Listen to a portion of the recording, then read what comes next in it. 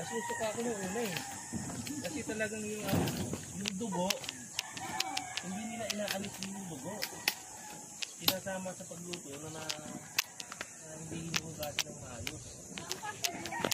Sa ilang ano. Tapos, yung humigit ako ng sabaw, suka ko eh.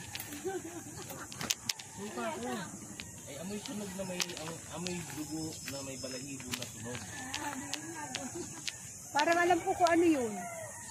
Di ba pag sinunod mo yung laman na nakadikit yung balahibo, tapos may dugo, nasunog, alam mo yung amoy ng ganon? Yung pag-tigit ko ng sabaw, sabi niya, tikman mo, yung mga Ilocano eh. Pero mga disiping tao to ha, mga Ilocano ha. Tikman mo, suka talaga. Pero katagalan ha, katagalan. So, siyempre, ilang taon ako doon. Yung atas namin sa Bagyo, mga 3 times, mga 3 to 4 times a year. Laging ganon, laging ganon. Yung sumasarap na yun. Ibig sabihin na adapt mo yung lasa, yung panglasa nila.